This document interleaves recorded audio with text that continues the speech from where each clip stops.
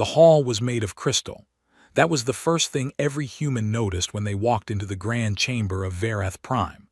The walls, the floor, the ceiling, all of it was a pale blue crystal that caught the light and broke it into 1,000 small pieces. It was beautiful. It was also cold. Not the kind of cold that came from temperature, but the kind that came from silence and distance. Admiral Yara Osai had walked into this hall 17 times. Each time she had worn her best uniform. Each time she had kept her back straight and her face calm.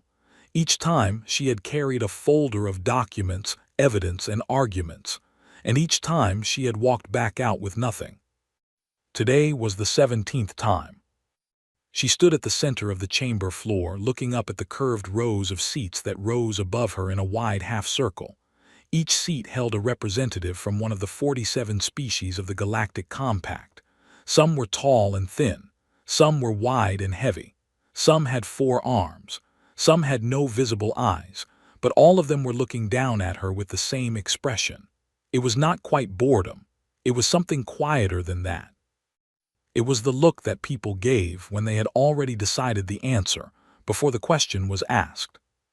Yara placed her folder on the small podium in front of her. She had practiced this speech for 3 months. She knew every word by heart. She began to speak. She told the council about the threat growing in the outer rim.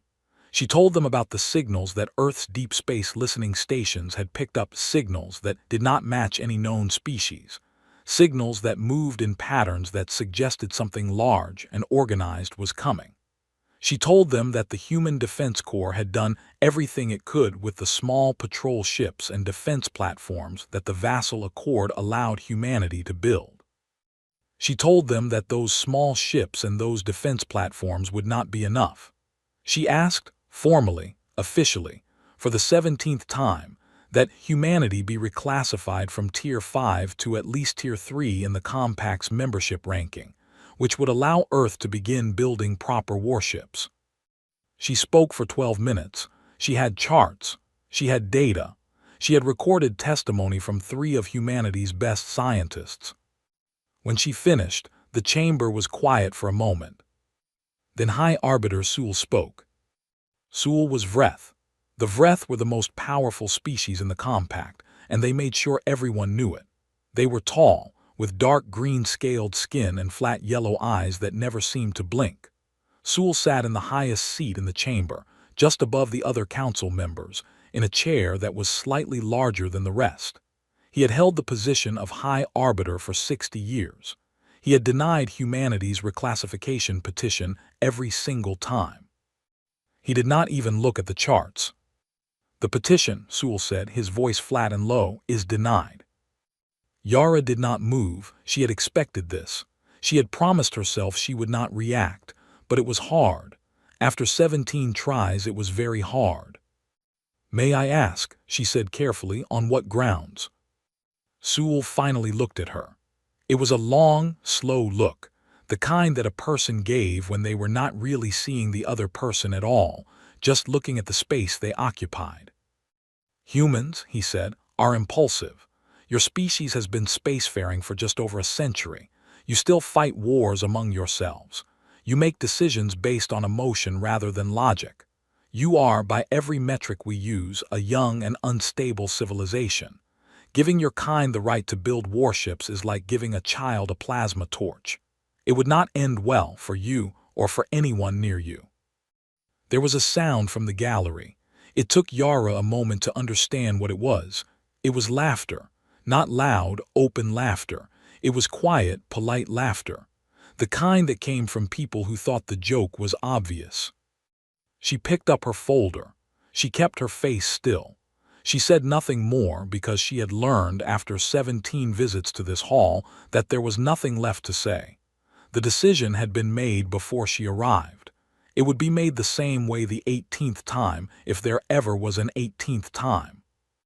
She walked out of the crystal hall, down the long corridor, through the wide glass doors, and into the cold white light of Vareth Prime's pale sun. Her aide, a young man named Corporal Denzel Carr, was waiting for her outside. He was 24 years old and he still believed that things could change. She could see it in the way he looked at her when she came out, that small, hopeful tightening of his face that asked the question before his mouth did. She shook her head once. His face fell. "Same reason?" he asked. "Same reason," she said. "We are children. Children do not get weapons." They walked to the transport together in silence. On the flight back to the Compact's transit hub, Yara sat alone in a small cabin and read through the briefing again. The outer rim signals, the pattern analysis, the projections. She had read it all so many times that she could close her eyes and see the numbers without looking at the page. The thing out there, whatever it was, had been moving inward for at least 8 years. It was moving slowly, but it was moving with purpose. 3 compact sensor buoys had gone dark in the past year, not damaged, not malfunctioning, just gone. Clean disappearances, as if something had simply removed them from existence. The Compact's own intelligence division had a name for the source of the signals. They called them the Nullborn.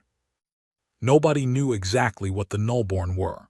The Compact's best analysts believed they were some kind of collective intelligence, not a single creature but a vast network of connected units that all shared the same mind. They moved together. They acted together. They thought together. And from what the data suggested, they did not communicate with other species. They did not negotiate. They did not stop. The elder races of the Compact had been warned about this for years.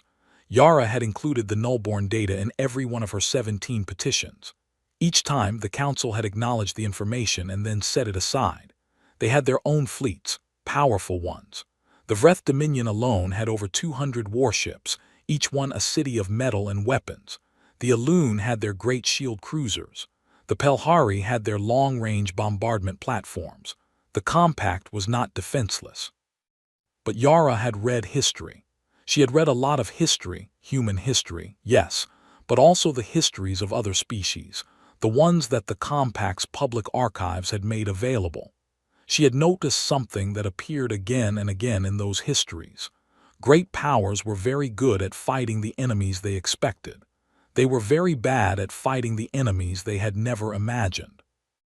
Whatever the Nullborn were, they were not something the Compact had imagined before. She closed the briefing folder and stared at the wall of the cabin. Then her personal communicator buzzed. It was a message on a private channel, one that was not logged in any official system. The sender was identified only by a code that Yara recognized immediately. The message was 2 sentences. "We are ready for your inspection, Admiral. Come when you can." Titan was Saturn's largest moon, and it was not a comfortable place. The sky was a thick orange-brown, always dark, always heavy with clouds of nitrogen and methane. The temperature on the surface was cold enough to freeze most liquid solid. The landscape was flat in some places and cut through with rivers and lakes in others, not water rivers and lakes, but liquid methane, slow and dark and cold. Nobody came to Titan for tourism. The small shuttle that carried Yara down through the atmosphere was not registered to any official Earth military unit. The pilot's name was not in any public record. The landing pad they touched down on was not marked on any map. 3 kilometers below the surface of Titan's largest methane sea, cut into the moon's rock by machines that had worked in secret for 4 decades, was IRONVEIL Station. Yara had been here twice before. Both times it had stopped her breath. It stopped her breath again now. The main bay of IRONVEIL was enormous, not large in the way that airports or shipping warehouses were large. It was large in the way that some natural spaces were large, caverns, canyons, things that made human beings feel small by comparison. The ceiling was nearly 300 meters above the floor.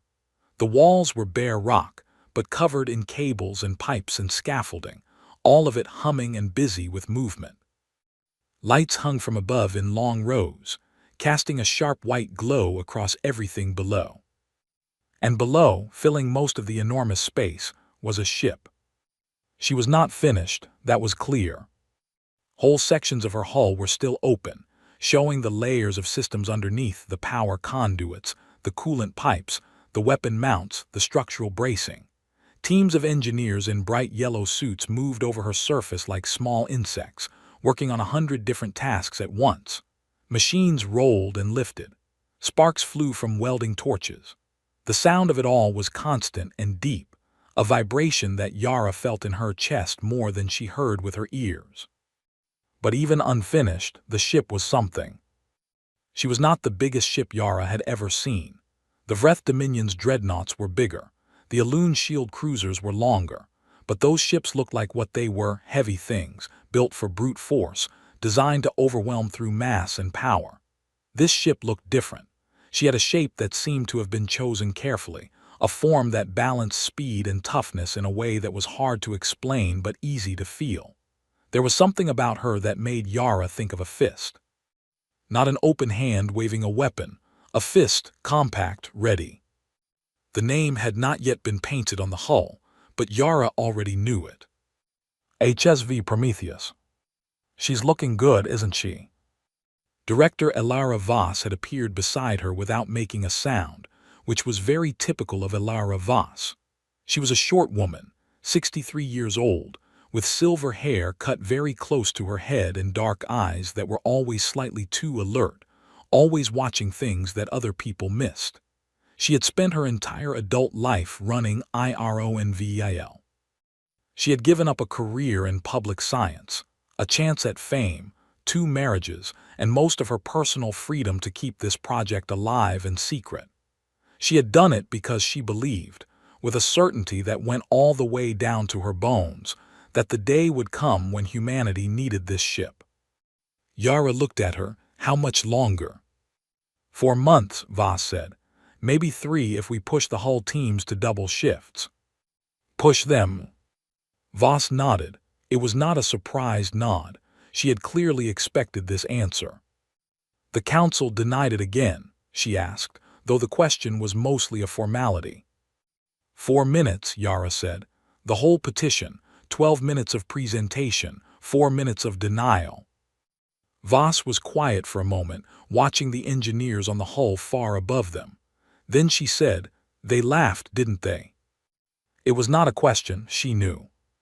"Some of them," Yara said. Voss nodded slowly. There was no anger in her face. The anger had burned out a long time ago, replaced by something harder and more useful. "Then let them laugh," she said. "They said we couldn't build one. They put it in the accord. They wrote it down in law. They said it was impossible for a Tier 5 species to produce a military vessel of any meaningful capability." She paused. "They never said we couldn't design one." She handed Yara a data tablet. On it were the full specifications of the Prometheus, pages and pages of numbers and diagrams that represented 40 years of secret work by thousands of people who would never be publicly recognized for it. Engineers who had told their families they worked in mining. Scientists who had filed false research reports. Pilots who had trained in simulators buried so deep underground that the surface world might as well have been another planet. Yara scrolled through the specifications slowly. "She's not the biggest," she said. "No," Voss agreed. "Not the fastest." "No." "Then what is she?" Voss smiled. It was a small, quiet smile, but it carried 40 years of patience and certainty inside it. "She's the most stubborn thing we've ever built," she said. "Her power system has 9 redundant pathways. You can destroy 3 entire sections of her and she keeps fighting. Her weapon mounts can be reconfigured mid-battle by the onboard system. She carries an AI co-pilot, we call it Vigil, that doesn't just run calculations. It studies the enemy. It watches how they fight and it finds the gaps. Every battle she's in, she gets smarter." She paused. "The elder races build their warships to win battles," Voss said. "We built ours to survive anything and then win anyway." Yara looked at the ship again. She stood there for a long time, saying nothing. Then she took out her official communicator, the registered one, the one that was connected to the Solaran Assembly's command network, and she sent a very short message to the Assembly's chief secretary. I am resigning my commission effective immediately. Please note that I am taking an extended leave of absence. I will be unreachable for the foreseeable future." She powered the official communicator off and put it in her pocket. Then she pulled out a different communicator, smaller, matte black, no official markings, and sent a different message. "I am here, I am ready. Brief me on the crew selection." She put that one in her other pocket. "I need a desk," she told Voss. "Already set up," Voss said. "Come on." They walked deeper into IRONVIL together, while above them the engineers kept working on the hull of the Prometheus, and the welding torches kept throwing sparks, and the ship kept slowly, quietly, becoming something real. That same night on the other side of the galaxy, the third compact defense fleet arrived at the signal source in the Outer Rim. The fleet was commanded by Admiral Prethvar of the Vreth Dominion, a decorated veteran with 30 years of experience. His fleet carried 14 warships, including 2 heavy dreadnoughts. He had been told this was a precautionary patrol.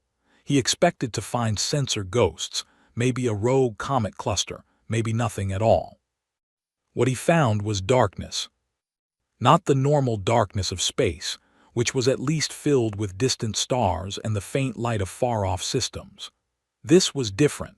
The stars in this region were there, but something was in front of them, something vast and dark and utterly silent, drifting in a pattern that was too regular to be natural. His communications officer reported that the standard hailing frequencies were receiving no response. His science officer reported that the object or objects were not matching any known profile in the compact database. Admiral Prethvar ordered his fleet to hold position and prepare a long-range scan.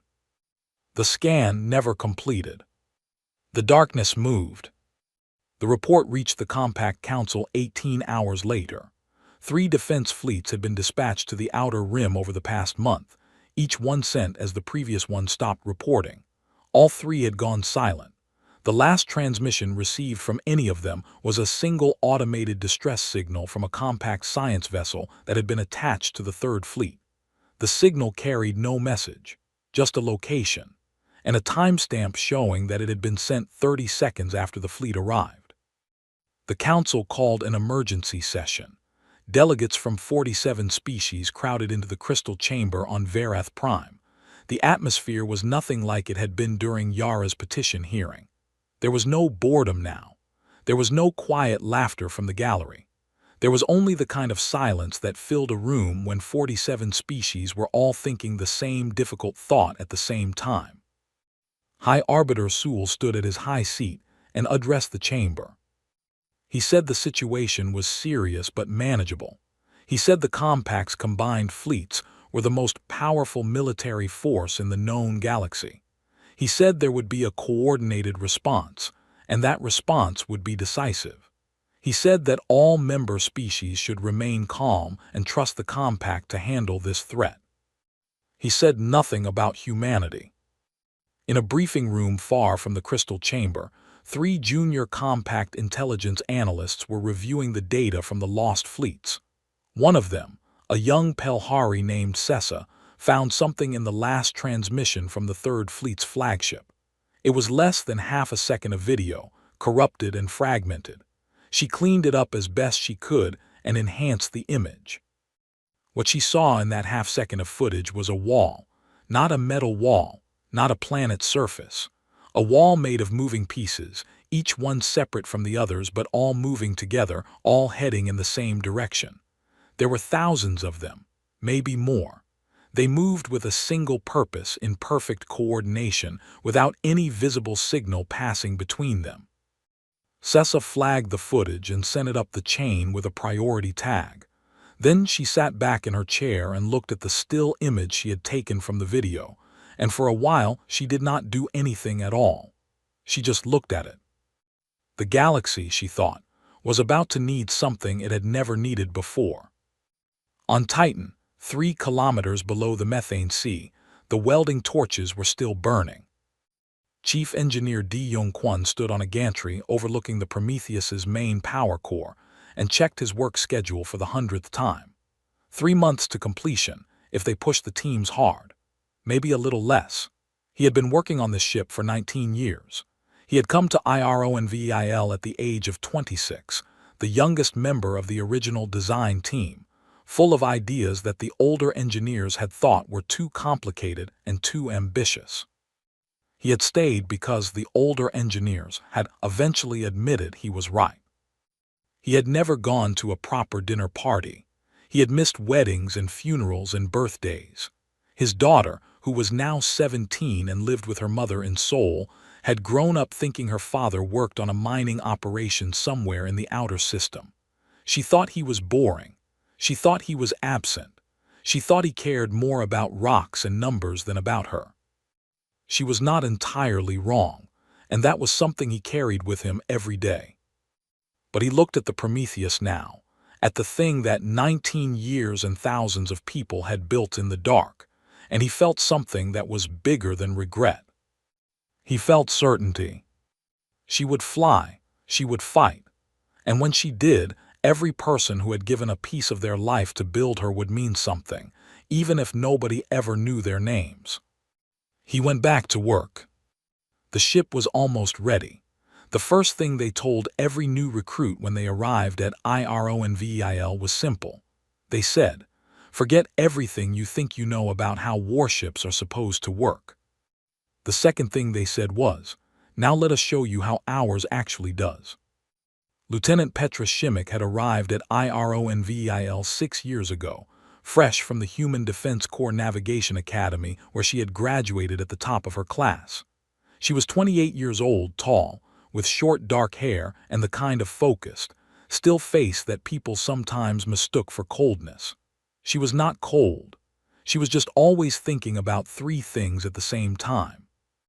When she had first walked into the main bay and seen the Prometheus for the first time, she had stopped walking and stood very still and looked at the ship for a long time without speaking. The engineer walking beside her had thought she was impressed by the size.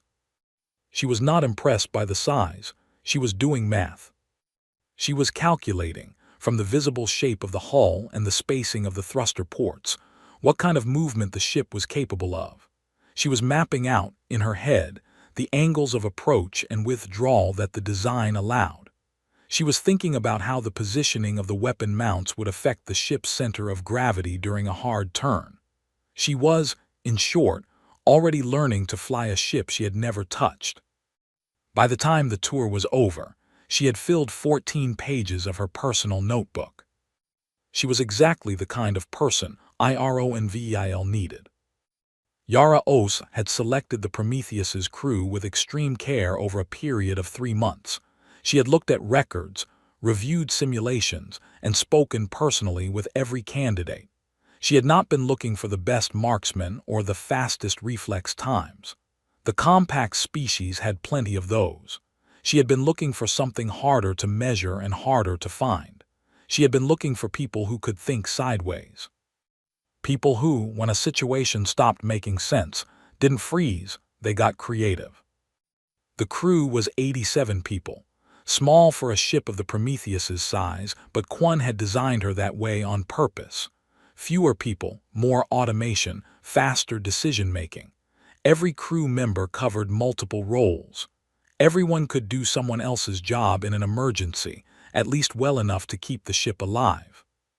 Lieutenant Tomas Adami was the weapons specialist. He was 31, built wide and solid, with a quiet manner that did not match the job of blowing things up. He had grown up reading about old naval warfare on Earth, ancient ships on oceans, before space, before other species, when humans had fought each other with cannon and powder. He had found in those old books ideas that nobody in the modern compact used anymore, not because those ideas were bad, because everyone had decided they were too simple, too old, too small. Tomas did not think things were too old or too small if they worked. He had spent years adapting old Earth concepts of naval gunnery to space combat, making them work with modern weapons technology. His torpedo spread patterns were unlike anything in the compact's combat doctrine. They were unpredictable in ways that most weapons systems were not designed to be unpredictable. That was his whole theory, that an enemy could adapt to anything regular but had to actually think about something irregular. And thinking took time. In battle, time was everything. Then there was Vigil. The Vigil system, the name stood for Variable Intelligence for Guided Independent Learning, had been under development almost as long as the ship itself. It was not a simple targeting computer. It was not a navigation assistant. The Compact's warships all used computer systems of various levels of complexity, most of them very good at what they were designed to do. But they were designed for specific tasks, and they did those tasks the same way every time. Vigil did not work that way. Vigil watched. That was its primary function, observation. It watched the enemy, cataloged every action they took, identified patterns, and built a constantly evolving model of how the enemy operated. As a battle went on, Vigil's model became more and more accurate, and its recommendations became more and more specific. It learned from every engagement in real time. The team that had built Vigil had argued for many years about how much personality to give it. Some had wanted a pure analytical system, no voice, no preferences, just data. Others had argued that a system that worked alongside a human crew needed to communicate in human terms, not just in numbers. Eventually, the second group had won, and Vigil had been given a voice, calm, clear, without obvious emotion, but also without the mechanical flatness that made AI systems difficult to trust. When Yara met Vigil for the first time, she had asked it a simple question. She had said, "How do you see our chances in a real battle?" Vigil had been quiet for exactly 2 seconds. Then it had said, "That depends on the enemy. Against any opponent I have had time to study, our chances improve considerably with each passing minute of engagement. Against an unknown opponent, our chances are initially uncertain but trend upward as I gather data. The more I see, the more useful I become." Yara had nodded slowly. "And if there's no time to gather data?" "Then we rely on what the crew knows," Vigil had said. "Which is why crew quality matters as much as my own capability. We are designed to work together." Yara had decided in that moment that she liked Vigil. Not in the way that people liked pets or friends, but in the way that soldiers liked the weapons they trusted. A respect that came from understanding what something could do and believing it would not fail when it mattered. The 3 months of preparation that followed the arrival of Yara and the final crew were the hardest and the most important months that IRONVIL had ever seen. The engineers pushed the completion schedule as hard as they could. Kwon barely slept. He moved through the station from one work team to another, checking welds and power connections and calibrations, catching problems before they became failures. He was everywhere at once, and somehow the teams worked better when he was watching, not because he intimidated them, but because his certainty was contagious. At the same time, the crew was training. They trained in simulators first, fully detailed models of the Prometheus's systems, accurate down to the delay between a command and the ship's response. Petra ran navigation drills so intense that she sometimes finished a session with her hands shaking from the concentration required. Tomas ran weapons drills that involved scenarios no standard combat manual would have included, firing into debris fields, using the ship's own exhaust trail as cover, coordinating weapon strikes to create specific patterns in the target's defenses rather than just maximum damage. The rest of the crew trained their own roles with the same seriousness. Medical team, engineering response, communications, secondary systems. Everyone drilled. Everyone failed and tried again and failed in different ways and tried again after that. Yara watched all of it. She walked through the training areas and the corridors and the engineering bays at all hours, and she said very little, but she was always watching. She had learned in her years as a military officer that the most important thing a commanding officer could do during preparation was not to give orders. It was to understand, at a very deep level, what each person on the team could do under pressure, so that when the pressure came, she would know exactly who to rely on for what. She also read. She read everything she could find about the nullborn, the scattered sensor readings, the analysis reports, the fragmented footage from the outer rim. She read about the compact's response, which was moving slowly and with a great deal of argument between the elder species about who should command the combined counterforce. She read about the 3 lost defense fleets and the silence where those 14 ships used to be. The nullborn, based on everything she could piece together, did not fight the way other species fought. They did not have a battle line. They did not have flagships. They did not have visible command structures that could be targeted to disrupt their coordination.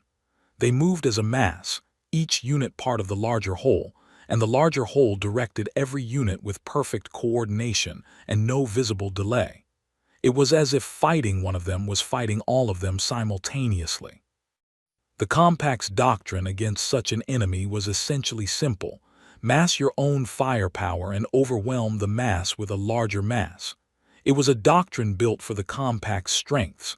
Their ships were powerful and numerous. In theory, it should work. In theory. Yara had a feeling, the kind of feeling that lived below words, in the part of the brain that kept score of things without being asked. That theory and reality were going to be very different in this case. 8 weeks into the training program, something happened that changed the feeling in IRONVIL from urgency to something sharper. Compact public news feeds, which IRONVIL monitored constantly, carefully, from behind layers of signal encryption, reported that a compact combined fleet had engaged the nullborn at the edge of the reach sector, well inside what had previously been considered safe compact space. The fleet was composed of ships from 4 species, including 6 Vreth-heavy warships. The fleet's combined firepower was significant. The engagement lasted 9 hours. The fleet was destroyed.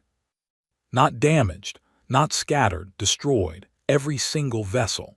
The last transmission from the fleet's flagship, a Vreth dreadnought called the Certainty of Victory, was 2 words. The communications officer on watch had simply said, in a voice that carried no emotion, only the clean, flat fact: "They're everywhere." Then nothing. The news came through official compact channels as a significant tactical setback. The language was careful. The language was managed. But between the lines of careful managed language was something much more honest, and everyone in IRONVIL could read it. The compact was scared. Yara held a full crew meeting in the main training bay. 87 people sat or stood in rows and looked at her. Some of them were young, very young, in the way that military personnel often seemed young before they had seen anything real. Some of them had been at IRONVIL for years and had already learned to carry the weight of secrecy and sacrifice. All of them were waiting. She did not give them a speech about duty or glory. She had never liked those speeches, not even when she was young enough to be moved by them. She told them the truth instead. She said, "The compact has lost another fleet. The nullborn are no longer at the edge of known space. They are moving inward. At their current rate of advance, they will reach core compact worlds inside 2 years, possibly less." She paused and looked at the faces in front of her. "The elder races are still arguing about command structure," she said. "They are still filing reports and holding meetings and debating doctrine. They will eventually put together a response force. It may be a very good one. It may even be enough." She paused again. "But it may not, and if it is not enough, the compact's remaining worlds will have nothing standing between them and something that has already destroyed everything sent against it." She looked slowly around the room. "Except us." Nobody spoke. "The Prometheus is not ready to take on the nullborn alone," she said. "I am not going to pretend otherwise, but she will be ready in 4 weeks. And when she is ready, she is going to be something that nobody in this galaxy has ever seen before, because she is going to be something that nobody in this galaxy believed we could build." She stopped. "Let the quiet sit for a moment. They told us we couldn't. We did anyway. Now we have to show them why." Still nobody spoke, but the quality of the silence had changed. It was no longer the silence of people waiting to hear something. It was the silence of people who had heard what they needed to hear and were now turning their minds to the next thing. Petra in the third row was already doing math. 3 weeks and 5 days after the meeting, Di-Yong-Kwon walked through every section of the Prometheus one final time. He started at the bow and worked his way to the stern, checking every system personally, not because he doubted his teams, but because he needed to know with his own hands and his own eyes that everything was as it should be. He was in the engine room, the actual physical engine room, not a diagram of it, when his communicator buzzed. It was his daughter in Seoul. She had sent him a short message, the kind that teenagers sent when they were not quite willing to make a real call but wanted to say something anyway. It said, "Dad, are you okay? You've been quiet." He stared at the message for a long time in the warm hum of the engine room, with the power core cycling steadily around him like a slow mechanical heartbeat. He typed back, "I'm okay. Working hard. I'll explain everything soon, I promise." He sent it and put the communicator away and finished his inspection. Every system checked, every connection confirmed, every redundant pathway live and responsive, the weapons charged and ready, Vigil active and already beginning its passive observation routines, building its models of the world outside. Kwon stood in the center of the ship's main corridor, alone in the quiet. He had given 19 years to this. He had missed his daughter growing up. He had missed things that could not be gotten back. He had told himself for 19 years that it was worth it, that the day would come when he would know for certain it was worth it. He still did not know for certain. But as he stood in the corridor of the ship that his team had built in secret, in the dark, in defiance of every law that said they were not allowed to, he felt something that was close enough to certainty for now. He walked to the bridge.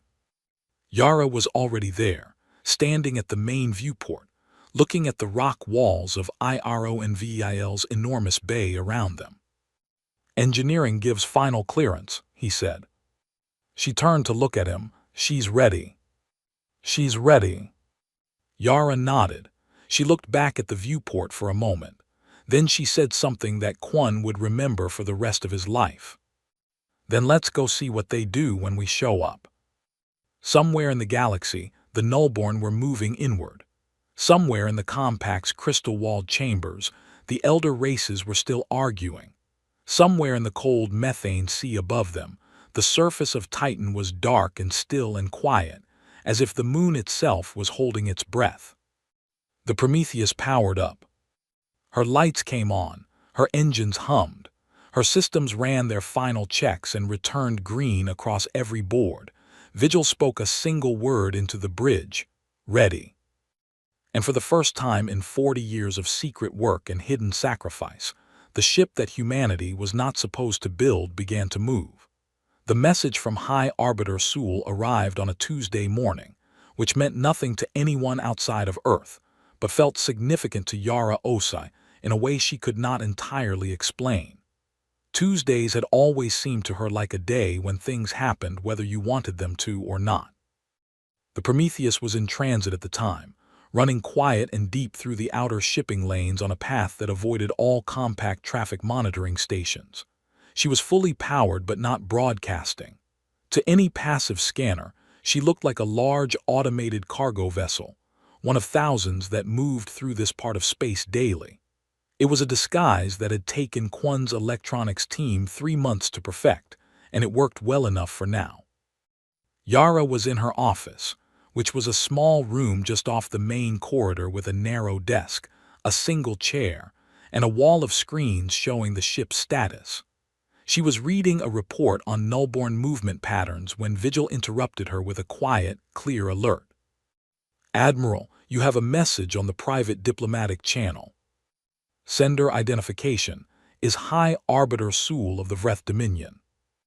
Yara stopped reading. She looked up at the screen. "How did he get this channel?" she asked. "Unknown," Vigil said. "The routing is complex. It passed through at least 8 relay points.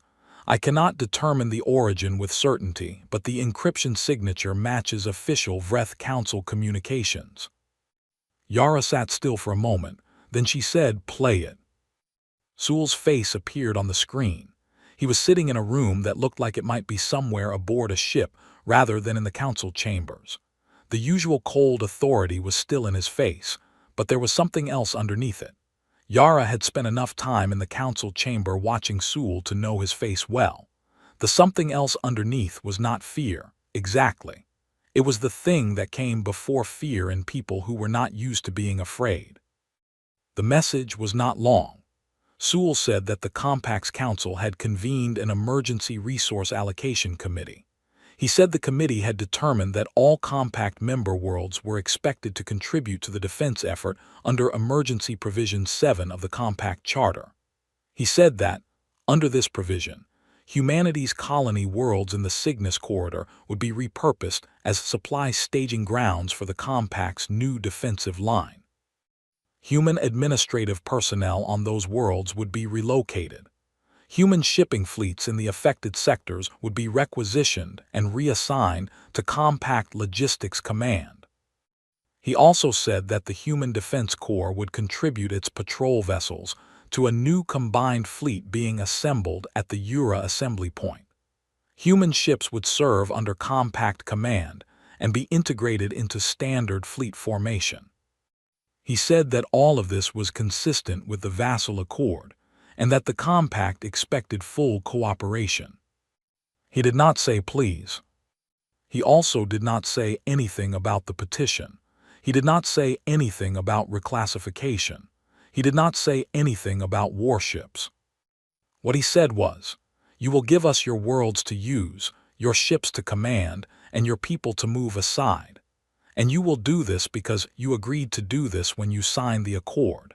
And you have no choice because you have no power because you were never allowed to build the things that create power." That was what he said without saying it. Yara heard every word of it. She called Delegate Yuna Cha immediately. Cha was Earth's official representative to the Compact, stationed on Verath Prime. She was 47 years old, with a steady, careful way of speaking that had taken her 20 years of diplomacy to develop.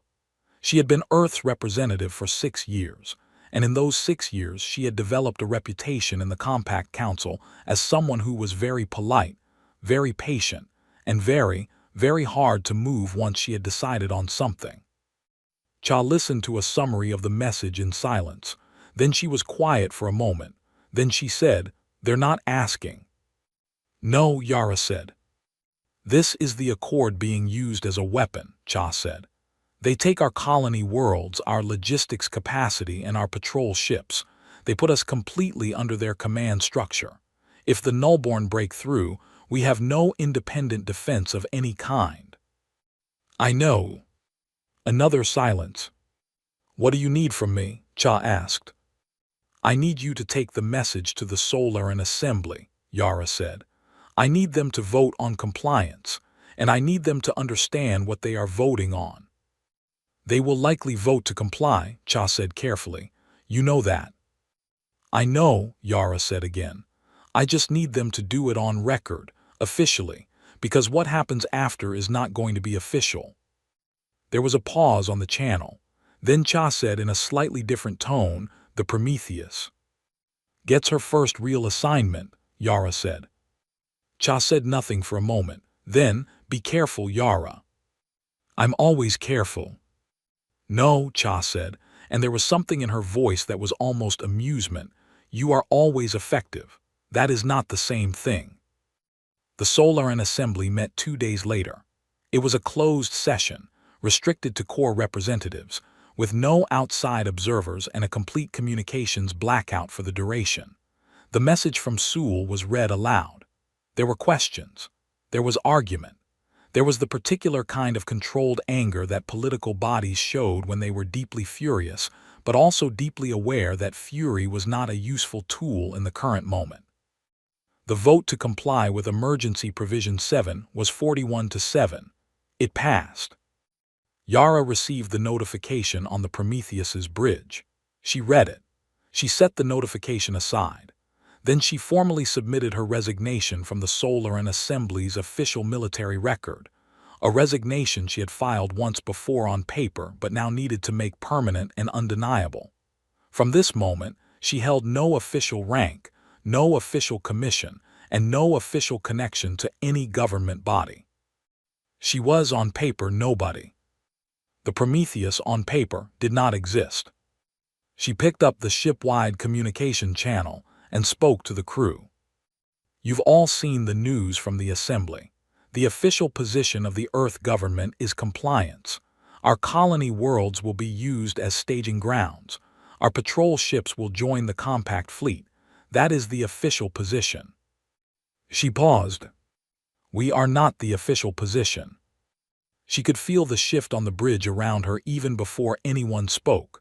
Petra, at the navigation console, straightened slightly. Tomas, at weapons, turned his chair a fraction toward her. Vigil's status indicator on the main screen went from passive to active mode without being told to. "The Nullborn are moving faster than the Compact's models projected," Yara said. "Their next projected contact point is the Cathara system. Cathara is a core compact world, 2 billion people, mixed population, including over 200,000 humans. The Compact's available defense force is being assembled at Ura, which is 3 full days' travel from Cathara. They are not going to get there in time." She let the number 2 billion people rest in the air for a moment. "We can get there in time," she said. "Vigil, plot a course to Cathara." "Course plotted," Vigil said immediately. "Travel time at best speed, 19 hours 14 minutes. Set course, maximum speed." "Admiral," Vigil said, with the calm, careful tone it used when it was about to say something that needed to be said clearly, "I should note that our arrival at Cathara without authorization constitutes a direct violation of the Vassal Accord, and will be visible to all compact tracking systems the moment we engage the jump drive at departure." "I know," Yara said. "The Council will be aware of our existence within minutes of the jump." "I know. There will be no returning from this decision in terms of secrecy." Vigil, "Admiral, set the course." A pause. "Course set." "Good," Yara said. "Let's go." On Verath Prime, Delegate Unicha sat through 16 hours of an emergency council summit that she had never expected to find useful, but that surprised her slightly, at least in one way. The chamber was full. Every seat was occupied. The tension in the Crystal Hall was different from anything Cha had experienced in her 6 years of council service.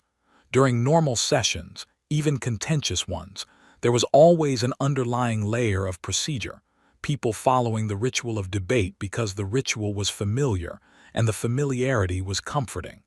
Today the ritual was still there, but underneath it something was moving that was not comfortable at all. The elder races were arguing about who should command the combined fleet. The Vreth wanted overall command as was traditional. The Elune objected, pointing out that Vreth fleet doctrine had failed spectacularly against the Nullborn 3 times now. The Pelhari suggested a committee structure. The Elune called that unworkable. The Vreth called it insulting.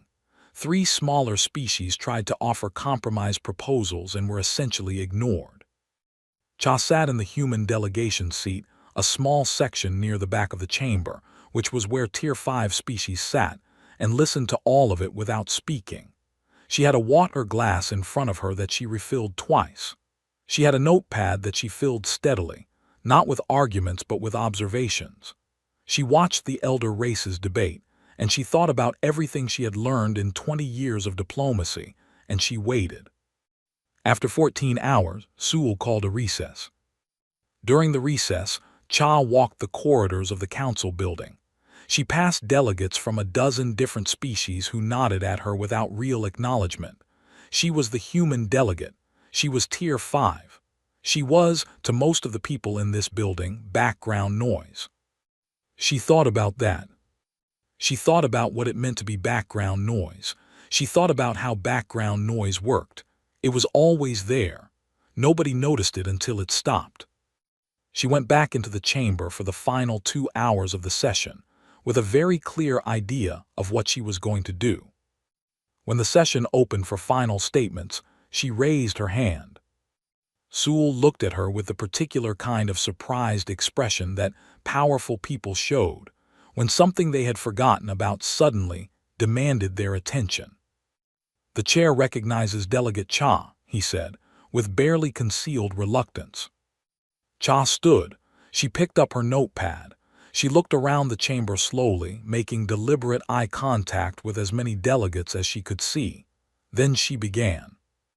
"I have sat in this chamber for 6 years," she said. "I have listened. I have taken notes. I have voted when permitted and abstained when required. I have followed every rule of procedure and every provision of the accord with complete faithfulness." A small number of delegates were already not quite paying attention. She kept going. "I have heard during those 6 years a great deal about what humanity is, what we are capable of and what we are not, what we are allowed to do and what we are forbidden from doing. I have heard these things from species that have been spacefaring for 500 years, or 1,000, or 5,000. I have nodded and listened and filed my reports." More people were paying attention now. The chamber had gotten slightly quieter. Sewell's expression had shifted from tolerant to watchful. "Today I am going to say something different," Cha said. She looked down at her notepad. "I have here a list. It is a list of every compact member species that has, at some point in its history, violated the Vassal Accord or its predecessor treaties, or the restrictions placed on it by the elder races of its era, in order to ensure its own survival." She began to read the list. She read 41 names. The first name she read belonged to a minor aquatic species called the Velhu, who had secretly developed energy weapons 4 centuries ago in defiance of a treaty restriction, in response to a regional threat that their senior compact partners had dismissed as minor. The Velhu had used those weapons, survived, and been quietly given a pass on the violation once the threat was confirmed as real. The second name was a mid-tier species called the Borathi, who had built defensive platforms in violation of treaty terms after their homeworld was threatened, and had argued successfully before the Council that survival justified necessity. The list continued. Some names were famous in compact history, some were obscure. Some had resulted in censures that were later quietly rescinded. All 41 had done what they needed to do to continue existing, against the objections of whoever held power at the time. By the 32nd name, the chamber was very quiet. By the 41st, several delegates were looking at the table in front of them rather than at Cha. She set the notepad down. "We did not build a warship because we wanted war," she said. "We built one because we wanted to survive. Every species on this list did the same thing. You helped some of them. You forgave all of them, because you understood in the end that survival is not defiance, it is necessity." She looked directly at Sewell. "The Prometheus is on her way to Cathara," she said. "Whatever you decide to do about that, whether you file a censure, or issue sanctions, or call it a violation, or choose to simply watch what happens, understand that we did not do this to challenge you. We did it because 2 billion people live in the Cathara system, including 200,000 of ours, and nobody else was going to get there in time." She sat down. The chamber was silent for a long moment. Then Sewell said quietly, "The session will recess for review." It was not an approval. It was not forgiveness. But it was also not an immediate sanction, and in the language of compact politics, a recess for review from Sewell was the closest thing to a pause that anyone had heard him give. In the third row of the middle gallery, 2 delegates from a small species called the Herath leaned toward each other and spoke quietly. One of them was looking at the door through which Cha had already begun to walk. The delegate's 4 eyes were wide. "Did you know they had built one?" the first Herath asked. "No," the second said. "Did anyone?" The second delegate looked at the door for another moment. Apparently they did, she said quietly. They just didn't tell us. On the Prometheus, 19 hours into their journey, Vigil spoke. Admiral, I am reading the Cathara system at long range. Compact defense vessels are already engaged. I count 31 compact warships. The nullborn mass is significantly larger. Yara was on the bridge. She had not left the bridge since they departed Titan. She stood in front of the main viewport, looking at the stars ahead. How significantly larger? She asked. The nullborn formation is approximately 4 times the combined mass of the compact fleet, Vigil said. Compact ships are taking damage. 3 vessels are already showing critical system failures. The bridge was quiet. Everyone was at their station. Tomas had his hands resting on the weapons board, not pressing anything yet, just ready. Petra had the navigation locked on approach vector and was adjusting the angle in small increments, already calculating. Yara said, Vigil, what do we know about this nullborn formation specifically? I have been observing their engagement pattern since we came into sensor range, Vigil said. 14 minutes of observation. I have identified 3 behavioral patterns and 2 potential vulnerability windows. I will need more observation to confirm. You'll get more observation, Yara said. We are 11 minutes out. She turned to face the crew. They looked back at her. 87 people who had spent years training for this. 87 people who were, officially, nobody, on a ship that officially did not exist, about to enter a battle that nobody had authorized them to fight. She said nothing for a moment, she just looked at them. Then she said, let's go to work. The Prometheus dropped out of transit speed, and the Cathara system opened up ahead of them, full of light and fire and the shapes of ships too numerous to count. The battle was already bad. It was already going the wrong way. Then the Prometheus arrived. The battle at Cathara had been going on for 6 hours by the time the Prometheus arrived. 6 hours was a long time in space combat. Long enough for 3 compact warships to have been completely destroyed. Long enough for 9 more to have taken serious damage and fallen back behind the defensive line. Long enough for the remaining fleet to have organized itself into a formation that everyone on the Prometheus's bridge could immediately see was not working. The compact fleet was arranged in a broad front, the way conventional doctrine said they should be. The large ships were in the center, the smaller and faster ships on the outer edges. They were firing constantly, full power, maximum output. The space between the 2 sides was bright with energy discharge and the slower orange flash of kinetic weapons. From a distance it looked like a wall of light. But it was not working. The nullborn did not form a line. That was the first thing Petra noticed as she brought the Prometheus in on a low approach angle, skimming the outer edge of the engagement zone. The nullborn moved as a mass, a vast, dark, constantly shifting mass of individual units that was never quite the same shape twice. They did not have a predictable attack vector.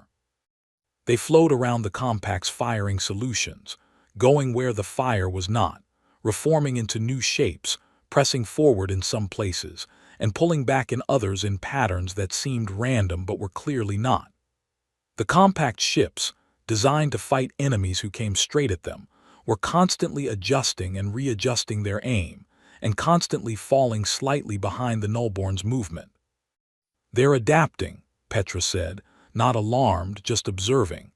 Every time the compact fleet adjusts formation, the nullborn change their flow pattern within about 40 seconds. 40 seconds, Tomas said from the weapons station. So they see the compact's formation changes almost instantly and respond. Vigil, Yara said, how long have you been watching? 23 minutes total since first sensor contact, Vigil said. I have updated my behavioral model. The nullborn's coordination appears to function without a central command node. Each unit is reacting to local conditions but sharing information with the whole mass in real time. Disrupting one section does not slow the rest. However, I have identified a pattern in how they prioritize targets. They appear to focus first on the heaviest weapon platforms, the ships doing the most damage to them.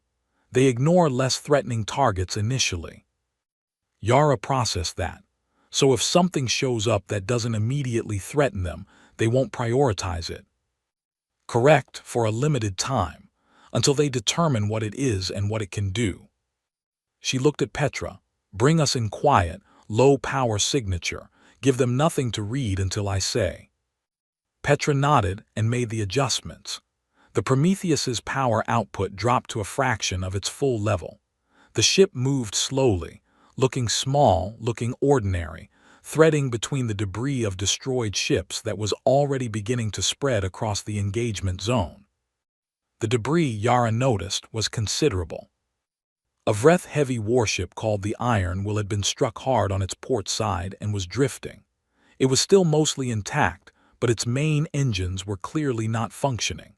A smaller Alun cruiser had lost its front section entirely, and its crew sections were broadcasting automated evacuation signals. Several other ships showed the damage marks of nullborn contact. Long, scored burns across hull plating, where nullborn units had struck with what appeared to be directed energy of a type that the Compact's analysts had not fully characterized yet. At the far edge of the engagement zone, the largest Vreth warship present, the flagship Eternal Dominion, was still fighting. It was the most powerful ship in the Compact fleet, nearly 400 meters long, with more weapon batteries than most stations. It was firing everything it had. The nullborn were flowing around it like water around a stone. They were not attacking it directly. They were pressuring it from multiple angles, forcing it to rotate constantly to bring its weapons to bear, slowly draining it. Yara watched the Eternal Dominion for a moment. "Vigil," she said, "the nullborn mass, how many individual units do you count?" "Approximately 3,000 visible units within sensor range," Vigil said. "I cannot account for what may be in the outer field." "And their weak points, what have you found in 23 minutes? 3 points of note," Vigil said. "First, they react slowly to changes that are not immediately threatening. A ship moving laterally across their field will take approximately 90 seconds to be redirected toward. Second, the coordination pattern requires each unit to be within approximately 800 meters of at least 2 other units to maintain full integration with the whole. Units that are isolated from this network range show reduced coordination. Third, their forward pressure increases when the enemy retreats. When compact ships fall back, the nullborn accelerate. When compact ships hold or advance, the nullborn slows slightly, as if recalculating. They seem to have been optimized to pursue. Yara absorbed that. She turned to Tomas. "Your torpedo spread configurations, the ones from the old naval doctrine." "Yes, Admiral." "Walk me through the triangle spread, the old indirect approach." Tomas pulled up the configuration on his screen without hesitating. The old naval doctrine he had adapted was from Earth's pre-space history, an age of ocean warships when one fleet could not simply face another head-on because the angles were wrong and had to approach from unexpected directions. The principle was simple. Instead of firing directly at a target, you fired at where the target would be once it moved to avoid where it thought you were firing. It was, in modern space combat, considered too complicated to be practical.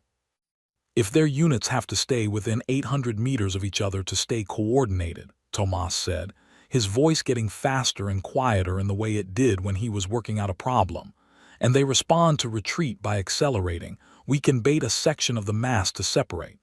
Send a fast pass across their forward edge. They redirect toward us. We fall back, they accelerate, they stretch their formation. When they stretch past the 800-meter threshold, the isolated units lose coordination. Then we hit the gap." "Time window once the gap opens?" Yara asked. "Unknown," Vigil said, "but I estimate 30 to 60 seconds before they can close it and restore network integration." 30 seconds, Petra said from navigation. "I can work with 30 seconds. "Good," Yara said, "because that is what we are going to give you. She straightened and looked around the bridge. Here is what we are going to do. First pass, we go in fast across the forward nullborn edge. Not firing, just moving. We want them to notice us. We want them to redirect. Petra, that first pass needs to look like we are scared. Make it look like a retreat already starting. Petra nodded. I can do scared. Second, once they accelerate after us, Tomas executes the triangle spread into the forming gap. Not maximum damage. We want to break their network contact in a section, not destroy them outright. If Vigil is right about them losing coordination when isolated, a confused section is more useful to us than a destroyed section. The confusion will spread to adjacent sections, Vigil confirmed. They share information continuously. Confusion in one section will propagate disruption through neighboring sections as they try to reconcile conflicting data. Third, Yara continued, we use the gap to push the compact ships back together. Their problem right now is they are spread out and firing into an enemy that flows around them. If we can compress the nullborn mass from one side, we give the compact fleet a concentrated target. She looked at Tomas. Select the weapon configuration that creates the widest effective pressure zone. Tomas was already typing. Configuration 7, he said. Point pressure spread wide arc. Not ideal for direct kills but excellent for forcing movement, like a wall of fire. Perfect, Yara said. Vigil, start the hailing sequence for the Eternal Dominion. Open channel. Channel open, Vigil said. Vreth flagship, Yara said into the open channel. This is the HSV Prometheus Solaren assembly. We are entering the engagement zone on the northern approach vector. We are going to create a gap in the nullborn forward mass in approximately 4 minutes. When the gap opens, move your fleet forward and concentrate fire on the gap's center point. Do not wait. You will have 30 seconds at most. The channel was silent for a moment. Then a voice came back, deep, clipped, the careful, controlled tone of a Vreth officer who was handling something unexpected. Unidentified vessel. Identify yourself and provide authorization codes. I just identified myself, Yara said calmly. I don't have authorization codes. I'm the ship that wasn't supposed to exist. You can question me after the battle. Right now, when you see the gap, move forward and fire into it. That is all. She looked at Petra. Go. The first pass was fast and clean, and deliberately panicked-looking. Petra took the Prometheus in hard on the northern edge of the nullborn mass, engines at full, moving in a wide, slightly uneven arc that looked, if you were watching it on a tactical screen, like a ship that had come in too fast and was now trying to correct. It was entirely intentional. Every wobble was calculated. She was flying the ship the way an actor played fear, using the technical skills to create exactly the emotion she needed the audience to feel. The nullborn saw them. The response was exactly what Vigil had predicted. A section of the mass, approximately 400 units, began to shift, redirecting toward the new and apparently vulnerable target. They accelerated. They moved away from the main body toward the Prometheus's position. They're coming, Petra said, her voice flat and focused. Let them get close, Yara said, not too close. The nullborn units closed the distance. The Prometheus was still appearing to flee, Petra adjusting speed to stay just barely ahead of the pursuing mass. On the tactical screen, the gap in the nullborn's main body was becoming visible, a dark space in the bright mass where 400 units used to be. Gap forming, Vigil said. Unit density in the gap zone is dropping below optimal network cohesion threshold now. Tomas, Yara said. Tomas fired. The triangle spread left the Prometheus's forward tubes in a wide fan, not a focused line. The torpedoes did not go directly at the nullborn mass. They went at the angles, the spaces where the pursuing section was still connected to the main body. When they detonated in gaps and at the edges, not in the center of anything. The explosion pattern was designed to create confusion rather than direct destruction. And it worked. The pursuing section lost coherence. The units did not stop moving, but they stopped moving together. They began to scatter in different directions, each one following its own local programming without the network intelligence to coordinate them. They went wide. They went off course. Some turned back. Some kept going. The gap in the main nullborn mass opened fully. "Compact fleet," Yara said into the open channel, broadcasting on all frequencies. "Now, the center of the gap, 40 degrees north, fire now." For a moment, nothing happened, and Yara felt a cold and irrational fear that they would not react in time, that the 30 seconds would pass. Then the Eternal Dominion moved. It was remarkable in its way. 400 meters of Vreth warship, damaged and stressed, shifted forward with all its remaining engines and brought its primary weapon systems to bear on the gap that the Prometheus had created. And the other compact ships, seeing the flagship move, moved with it. The disciplined instinct of a military fleet, follow the leader, worked in their favor here, even if it had been working against them until now. The concentrated fire that hit the gap in the nullborn mass was enormous. 6 heavy ships firing everything they had at a single point. The nullborn units in that gap, already fragmented from the disruption of their network, had no coordinated response prepared. The damage was catastrophic. Hundreds of units were destroyed or disabled in under 30 seconds. The main nullborn mass, for the first time in the entire battle, hesitated. Vigil's voice came through clearly.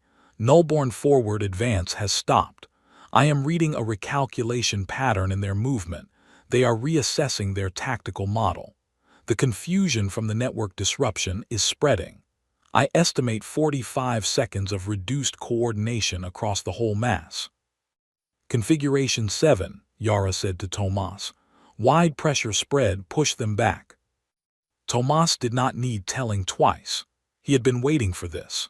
The wide arc weapon spread came out in overlapping waves, not aimed at individual targets but filling the space in front of the nullborn mass like a wall moving forward. The nullborn units at the leading edge, encountering fire from a direction they had not anticipated, began to pull back. The compact fleet, given a moment of breathing room for the first time in 6 hours, kept pressing into the gap. They had found their rhythm now, not the rigid formation rhythm that the nullborn had learned to flow around, but something more reactive, following the shape of the battle rather than trying to impose a shape on it. Petra was working constantly, threading the Prometheus through debris and around the edge of the engagement, never staying still long enough to become a target, always positioning for the next moment. The ship moved the way Quan had designed her to move, fluid, responsive, capable of changing direction without the long preparatory adjustments that heavier vessels required. Vigil was feeding her information in real time, marking threats and opportunities on her navigation display. The battle was not won, not by a long way. The nullborn were still out there, still vast, still capable, but the momentum had changed. The Eternal Dominion hailed them again. The voice this time was different. It was still Vreth, still controlled, still careful, but something in its quality had shifted. The particular kind of dismissiveness that Vreth officers generally wore like armor was not fully present. Something had made a crack in it. "Unidentified vessel," the voice said. "Your weapon's configuration is unlike any recognized system in the compact database. Your tactical approach is also unrecognized. Confirm identification." "HSV Prometheus," Yara said for the second time. "Admiral Yara Osai, Solaran Assembly Defense Corps." She paused for one deliberate beat. "Human vessel." The channel was quiet for exactly 4 seconds. In the tactical screens around her, the battle continued, the compact fleet pressing its advantage, the nullborn mass pulling back and regrouping in the outer zone. Then the voice said, "Admiral Osai, confirm your vessel is human-built." "Every bolt," Yara said. Another pause. "Your gap maneuver," the voice said. "That was not in any compact tactical doctrine." "No," Yara agreed, "it was not." "Where did it come from?" Yara looked across the bridge for a moment. Tomas was watching his screens. Petra was flying. Vigil's status indicator was steady and green. 87 people were doing their jobs with the quiet focus of people who had spent years preparing for exactly this. "Old books," she said. The channel was quiet again. Then, "The Nullborn are reconfiguring. Their mass is shifting to the eastern approach." "I see it," Yara said. "Redirect your fleet to the eastern anchor point. We will handle the center." She looked at Petra. "Eastern intercept, fast approach, same bait pattern." "Same bait pattern," Petra confirmed, and the Prometheus was already moving. The battle lasted another 4 hours after the Prometheus arrived. 4 more hours of hard, brutal, close-range fighting that left everyone on the ship exhausted, and most of the compact fleet's ships in need of significant repair. 3 more compact vessels were destroyed in those 4 hours. The Prometheus took 2 solid hits, the first from a section of Nullborn units that had adapted to the bait pattern and stopped pursuing, requiring Tomas to develop a new approach on the spot, which he did in 6 minutes. The second hit was a glancing strike that damaged the port thruster array and made Petra's flying considerably more difficult, which she handled without complaint and with only slightly more swearing than was normally acceptable on a military bridge. Vigil processed information continuously throughout, updating its model of Nullborn behavior, finding new patterns, flagging new opportunities. By the end of the battle, its model was detailed enough that it could predict individual Nullborn section movements with roughly 70% accuracy 10 seconds in advance. The Nullborn did not break, they did not surrender, they were not defeated, not truly, but they stopped advancing. At some point in the last hour of fighting, their mass simply stopped pressing forward and began to hold position, and then slowly to draw back. Compact sensors tracked them pulling away from the Cathara system, retreating back toward the outer zone. It was not a permanent retreat. Everyone knew that. The Nullborn were recalculating, reassessing, reforming. They would return. But they were not here now, and Cathara was intact, and 2 billion people were still alive. In the silence after, Di-Yong-Kwon, sitting at his monitoring station in the lower deck of the Prometheus with a cold cup of tea beside him, looked at the ship's damage report on his screen. Port thruster array at 40%. 2 external sensor nodes damaged. 1 minor hull breach in the forward storage section. No casualties, already sealed. The rest of the ship was in good condition. Every redundant system had functioned as designed. Every power rerouting had worked correctly. Every contingency had held. He had given 19 years to make sure that was true. He had missed his daughter growing up to make sure that was true. He thought about her message, "Are you okay?" And he thought that he would need to have a very long conversation with her soon, about what he had been doing, about why, about the ship that she did not know existed. He would tell her everything. She deserved to know. But first he picked up the cold tea and drank it and let the quiet of the moment rest around him for just a little while, because the Prometheus had done what she was built to do, and that was, for now, enough. On the damaged bridge of the Eternal Dominion, Commander Vrethsar, who had spoken to Yara twice on the open channel, and had not introduced himself either time, sat in his command chair and looked at the tactical display where the Prometheus was visible as a small green marker at the edge of the engagement zone. His first officer had filed a preliminary report. It included, at Vrethsar's specific request, a detailed accounting of every tactic the human ship had used during the battle: the gap maneuver, the bait approach, the pressure spread, the way the ship's weapons had been reconfigured twice mid-battle, the AI system that had appeared to anticipate Nullborn movements with increasing accuracy as the engagement progressed. He read through the report carefully. He had been fighting in space for 32 years. He had commanded ships in 7 significant engagements. He had studied, as all Vreth officers did, the full history of compact military doctrine back to its origins. He had never seen a ship fight the way the Prometheus had fought today. It was not that she was the most powerful vessel present. She was not. It was not that she had destroyed the most nullborn units. She had not. What she had done was something that was harder to define and harder, perhaps, to train for. She had read the battle. She had understood what was needed not in terms of maximum firepower but in terms of maximum effect. She had used every tool available, including tools that were not in any standard doctrine, and she had used them at the right moment in the right way for the right reason. He began writing his incident report.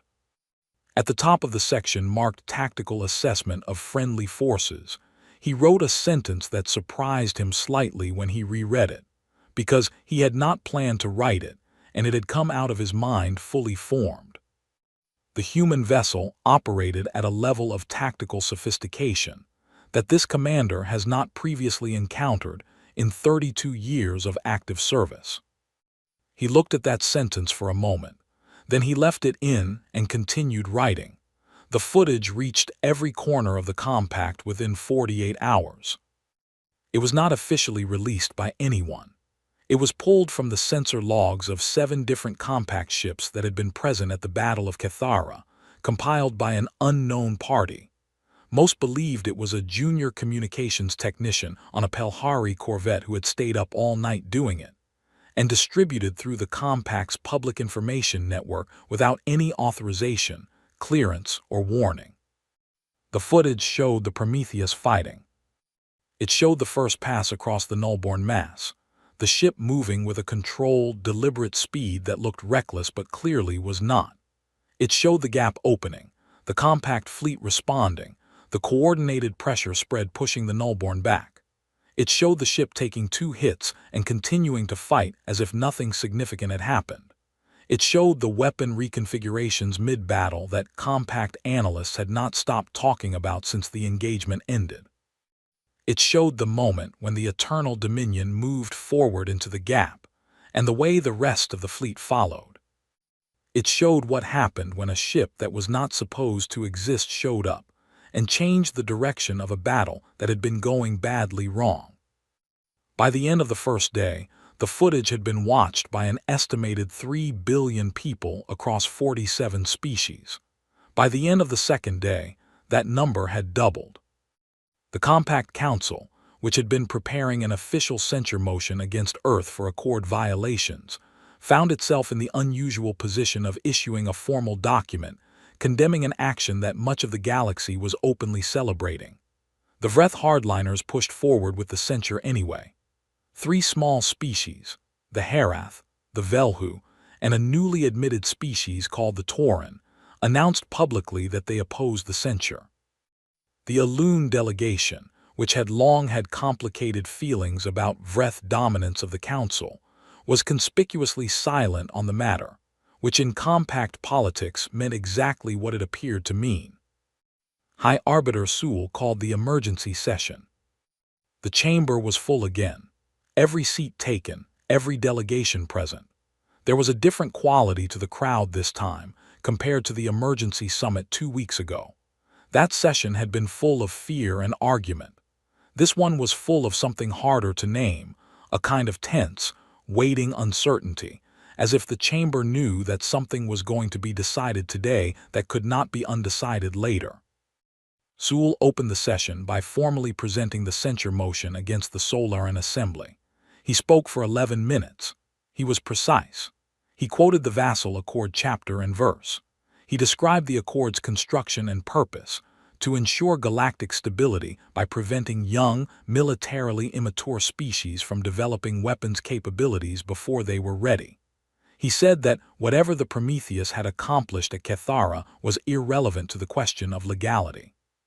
He said that allowing Accord violations to go unaddressed, regardless of circumstances, would permanently undermine the foundations of the Compact's legal structure. He was not wrong about any of this exactly. That was what made it difficult. When he finished, the floor was open for responses. Several delegates spoke. 2 supported the censure. 1 called for a modified response, a formal reprimand rather than full censure, paired with a committee review of the Accord's tier classification system. Two others spoke at length about the nullborn threat and argued that the situation changed the calculation entirely. Then Delegate Yuna Cha stood up. She was not in the back section today. Before the session, she had submitted a formal motion, under the Compact's own procedural rules, requesting that the human delegation be granted temporary front floor status for the duration of this specific session. The motion required approval from 6 council members. She had received approval from 11, 8 of them from minor and mid-tier species, whose names surprised nobody, and 3 of them from elder race delegations, whose names surprised everyone. She stood at a podium in the center of the floor, the same floor where Yara Osai had stood 17 times, the same floor where the word denied had been said 17 times in 4 minutes or less. Cha looked at the council without any visible nervousness. She had been preparing for this for a long time. Not this specific moment. She could not have predicted this specific moment exactly, but this kind of moment. The kind that came once in a career if you were very patient and very careful and very clear about what you were trying to do. I want to talk about the Accord, she said. Specifically, I want to talk about why it exists. She paused, making eye contact with the parts of the chamber that needed to feel seen before they would actually listen. The Vassal Accord was created, she said, to protect galactic stability from the danger of young civilizations acquiring military power before they had the wisdom to use it responsibly. That was the stated purpose. I am not going to argue with the purpose. The purpose is reasonable. She paused again. But the Accord was also written by civilizations that had already secured their own safety. It was written by species that already had the ships and the weapons and the tier classifications that the Accord then protected. They were not writing rules for themselves. They were writing rules for everyone who came after. Several elder race delegates shifted in their seats. Cha kept going. The question the Accord was never designed to answer, she said, is what happens when the structure that the Accord was meant to protect, the structure of the Compact itself, faces a threat that the Compact's existing forces cannot stop alone. She looked at the tactical display that had been mounted at the front of the chamber, showing the recorded data from the Battle of Kethara. We have now lost 5 combined fleets to the Nullborn. Kethara was the first engagement in all 5 where the Nullborn's advance was stopped. Not one. Stopped. Kethara still stands. 2 billion people are still alive. That happened because one ship that was not supposed to exist showed up and did something that nobody expected. She picked up her notepad from the podium. I want to read a list, she said. Some delegates in the chamber recognized that phrase. They had heard it from her before, 2 weeks ago in this same chamber, and they remembered what it contained. A few sat slightly straighter. This is a different list, Cha said. This is a list of every Compact member species that requested, at some point in its history, a tier reclassification upward after demonstrating a significant independent military capability. She began to read. The Vreth, petitioning the original Compact Council 412 years ago, approved. The Alun, petitioning the Council 308 years ago, approved. The Pelhari. She read 22 names. Every one of them was an elder race or a mid-tier species now considered a full and valued member of the Compact. Every single one of them had, at some point, demonstrated capability first and petitioned for recognition after. She set the notepad down. We built the Prometheus because we needed to survive, she said. We deployed her because others needed to survive. If that is a crime under the Accord, then this list of 22 species committed the same crime, and this council approved their reclassification anyway. Because the Compact has always, in the end, recognized capability when it was demonstrated. That is what we are asking you to do now. She stood still for a moment. Then she said the last thing, the thing she had been saving because it needed to land at the end, after everything else, when the chamber was already thinking about all of it. You told us for 17 years that we were not ready, she said. You told us we were impulsive, unstable, too young, too emotional. You said giving us warships would be giving a child a plasma torch. I am standing here today to tell you that the child you described does not exist. What exists is a species that spent 40 years building something in secret, in the dark, at enormous cost, with no guarantee it would ever be used, because we believed that the day would come when it needed to be used. That is not impulsive. That is not unstable. That is, by any measure, exactly the kind of patient, long-term commitment to survival that you claim to respect in older civilizations. She looked at Sewell directly. "We are not asking for your forgiveness," she said. "We are telling you what we are, and we are asking whether the compact intends to recognize it." She sat down. The chamber was very quiet. The censure motion failed. It did not fail narrowly. It failed 29 to 18, with 9 abstentions. It was a clear result by compact council standards, where close votes were more common than clear ones. The reclassification motion that followed, submitted by the Herath delegation and co-signed by 11 others, passed 31 to 14. Humanity was reclassified to Tier 2 in the shortest reclassification hearing in compact history. The vote was taken the same afternoon, with no delay for review committees or formal study periods, because every delegate in the room had just watched the battle footage and sat through Cha's speech, and even the ones who had voted against reclassification privately understood which way this was going. High Arbiter Sewell registered his formal objection for the record. He did not speak again during the session. In the corridor outside the chamber after the session, 3 delegates from different species, the Herath representative, a Tauran delegate named Vassith, and to the considerable surprise of everyone who saw it, a junior member of the Alun delegation, approached Cha and asked for a private meeting. The Alun delegate said, quietly, that their delegation had been reviewing some proposals regarding joint shipbuilding partnerships and believed that the timing might now be right to discuss them. Cha said she would be happy to schedule a meeting. She waited until they had moved away before she allowed herself a single, small, private smile. Then she took out her personal communicator and sent Yara a 2-word message. "We won." Project IRONVEIL was declassified 10 days after the reclassification vote. The decision was made by the Solaran Assembly, and it was not a difficult decision. There was no longer any point in secrecy. The entire galaxy had seen the Prometheus fight. The question was not whether to reveal the project but how. The Assembly chose to do it simply.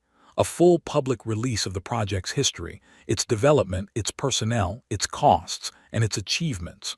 All of it, from the first unauthorized design meeting 40 years ago to the Battle of Cathara. The release included the names of everyone who had ever worked on IRONVEIL. Thousands of names. Engineers and scientists and pilots and logistics staff and administrative personnel and security teams and medical staff, and a dozen other categories of people who had spent parts or all of their careers working in secret on something they could never talk about. Di Yung Kwan's name was on the list. So was Elara Voss's name. So were the names of people who had worked at IRONVEIL for a year before moving on, and people who had given 30 years without ever going back to the surface world, and people who had died before the ship was finished and never saw what they had helped build. The response was significant. On Earth, there were public celebrations in several cities, not the official kind with organized parades, but the spontaneous kind, where people gathered in squares and streets because they wanted to be together when they heard something that changed how they understood the world. On other worlds, the reaction was different but also notable. On Herath Prime, the footage of the Prometheus fighting at Cathara was broadcast on public screens in the main population centers, and the commentary that ran alongside it was not the usual compact analysis framing. It was simpler than that. It was just people watching a ship fight. On Vreth Prime, the response was more contained, but Commander Vrethsar's incident report, which had been filed through official channels, and was included in the IRONVEIL declassification package, was reproduced in full in 3 different VRETH public information outlets. The line about tactical sophistication in 32 years of service was the most quoted sentence in all of them. VRETH Sar, who had not authorized the report's public release, read the coverage in his quarters aboard the Eternal Dominion, now undergoing repair at the Ura assembly point. He read it with the particular stillness of a person who was waiting to know how he felt about something. He was not angry about the publication. He had written what was true, and he had known when he wrote it that truth had a way of going where it was not invited. He had also, the day after the battle, begun reading through the IRONVEIL technical files that had been shared with senior compact military commanders as part of the reclassification process. He had read about the redundant power systems, about the adaptive weapon configuration capability, about Vigil. He had read about the old Earth naval doctrine that Tomas Adami had adapted for modern space combat, and he had found, to his irritation, and then to his interest, that the underlying logic of it was correct, and that he had never thought to apply it himself only because no one in VRETH military education had ever pointed to an ocean warship from 1,000 years ago and said, "This is still worth knowing." He was making notes. He did not think he would contact the Prometheus directly. That would be too much to ask, perhaps, of himself and of OSI. But he thought that, when the Joint Tactical Review Committee was assembled, and there would be one, now that the reclassification had passed, the joint committees always followed, he would volunteer for it. There were things, he thought carefully, that 32 years in the VRETH fleet had not taught him. That was not a comfortable thought, but he had spent his career learning to sit with uncomfortable truths when the evidence demanded it. The evidence was demanding it. Yara Os was given a formal commission 3 weeks after the reclassification, not by the Solaran Assembly, which had technically already recorded her resignation, by the Compact Council itself, which had a procedure rarely used for commissioning officers of non-standard status in extraordinary circumstances. The commission came with a new rank designation that the Compact's translators rendered as something close to Fleet Admiral, a title that carried authority across multiple vessels. She accepted it in a short, quiet ceremony in a conference room on Verath Prime, with Cha and a small group of Compact officials present. There were no speeches. There was a handshake with the Herath delegate who had submitted the reclassification motion and a brief formal exchange of words, and then she had her commission, and that was that. She was, officially and on record, the first human officer to hold a command rank recognized by the full Compact Council. 3 more Prometheus-class vessels were commissioned immediately afterward. The designs had been ready for years. Quan had made sure of that, building in the possibility that more ships would be needed by designing the Prometheus as a template rather than a unique project. The new ships would be built openly, at an IRONVEIL facility that was no longer secret, with human engineers working in full view of the galaxy. 2 of the 3 new ships were built in partnership with other Compact species.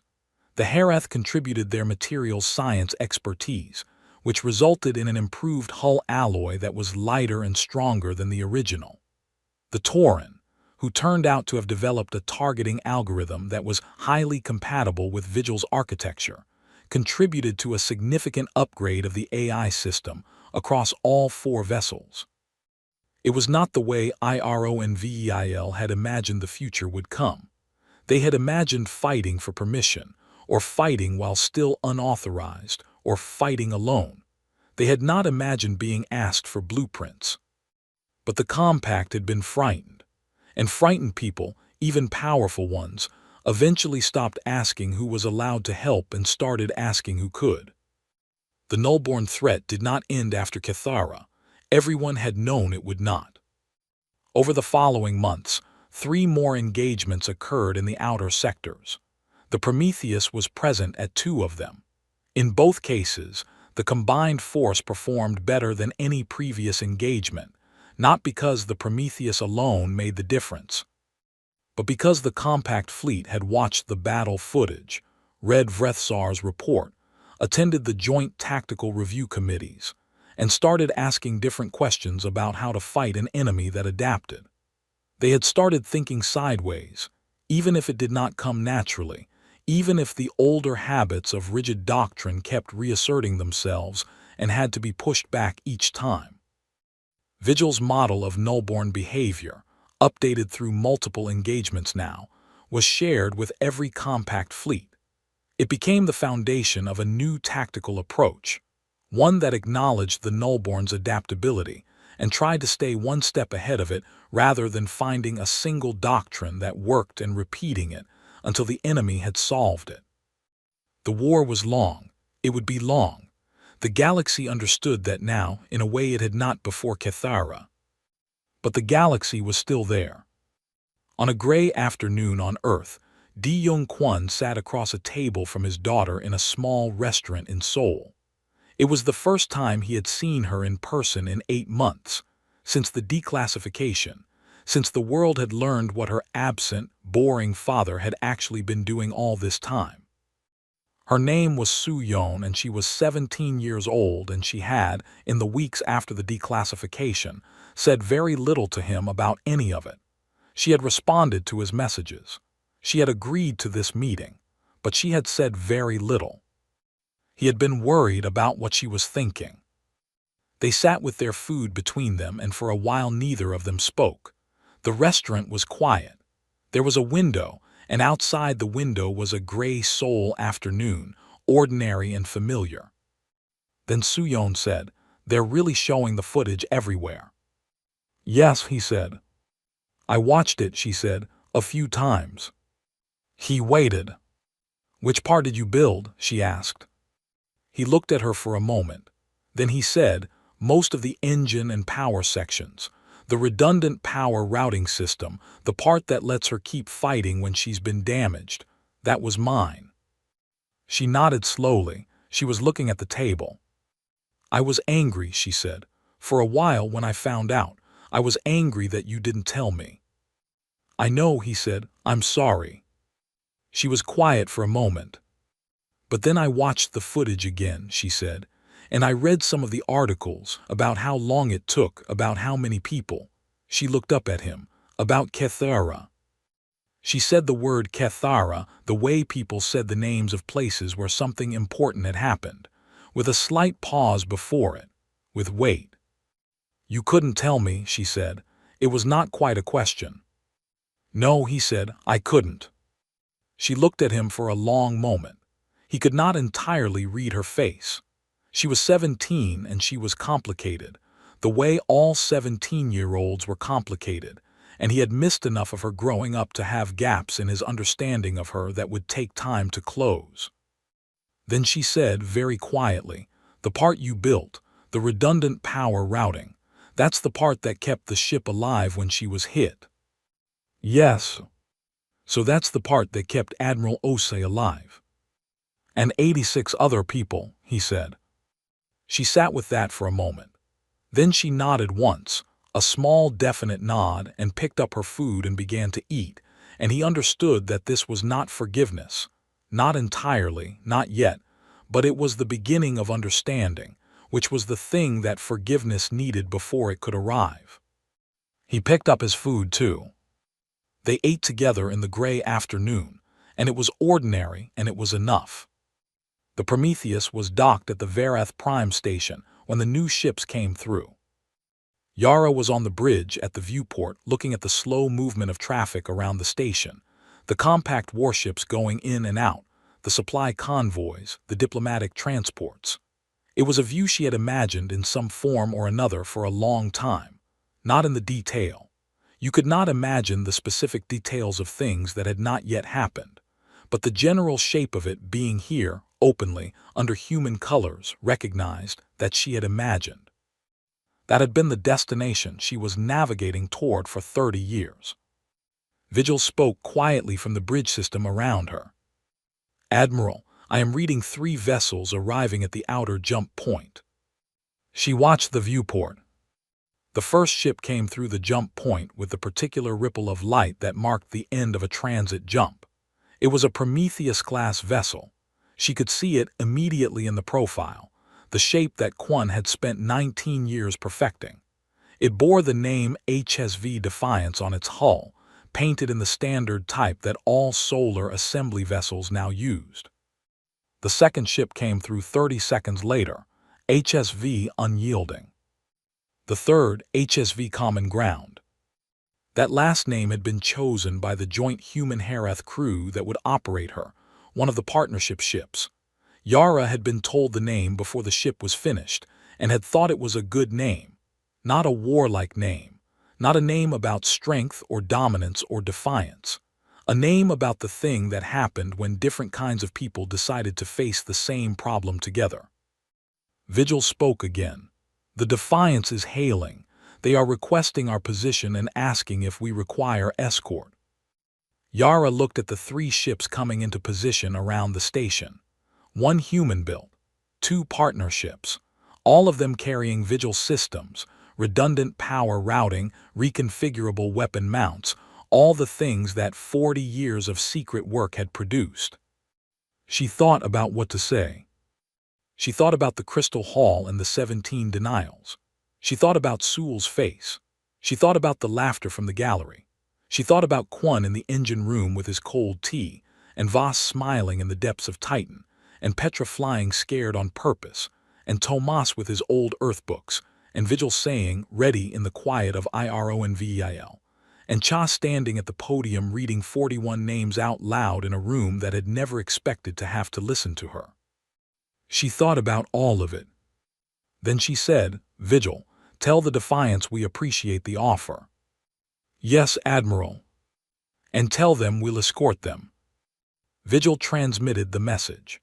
The 3 new ships adjusted their approach to form up alongside the Prometheus, all 4 moving together toward the station, toward Verath Prime, toward the galaxy that had spent 100 years deciding humanity was too young, too unstable, and too small to matter. The ships moved under human colors in the full light of a foreign star, openly, officially, with the recognition of the compact behind them. Not because the compact had given them permission to exist, but because they had existed anyway in the dark for 40 years, until the day came when the galaxy needed them. They had not asked for that day. They had simply been ready for it. And that, in the end, was everything.